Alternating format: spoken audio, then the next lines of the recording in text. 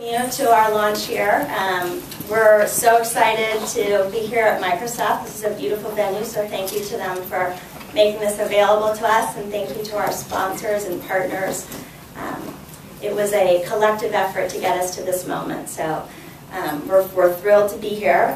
Want to acknowledge there's many special guests here with us today, so thank you all for making time to be here.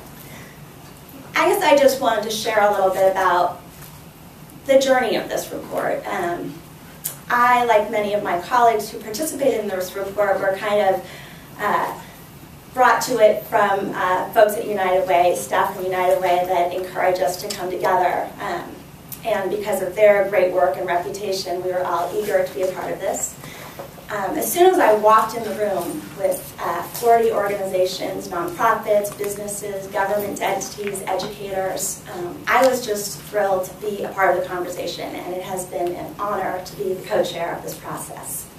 So if I could just take a moment to ask people who served on the steering committee, on the secondary data committee, and on the primary data committee to just stand so we can recognize you as well.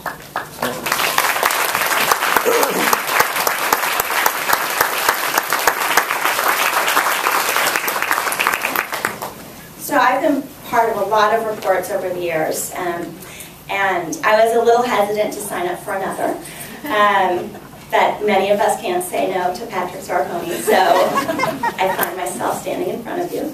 But again, it was a very unique process that we went through. So the first day I was asked to help facilitate the group and to come to some sort of consensus of what this report was going to be about. So it was really up to us about what we were going to try to achieve, because it was made clear to us from the beginning this was not a United Way report, this was our report.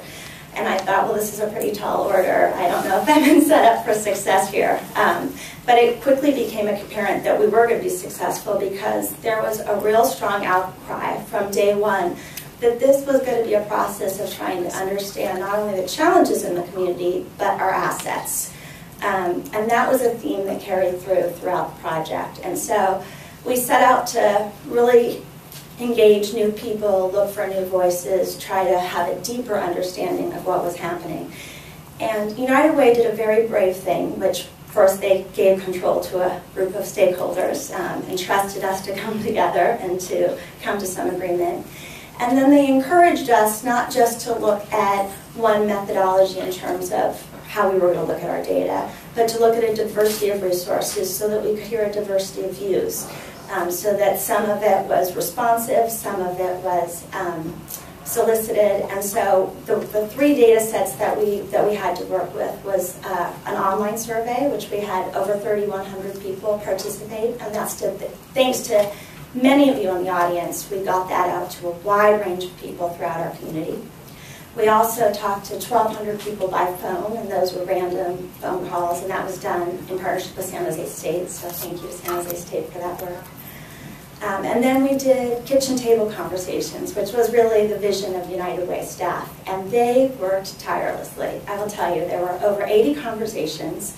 They talked to 500 people, and they were happy to go in the evenings, during lunch. 8 people, 2 people, they were there to really make sure voices were heard. So all of that rich data is something that we're going to make available to the community. So we have this great gift, which is a depth of information about how people are feeling, what challenges they're facing, what their lives look like.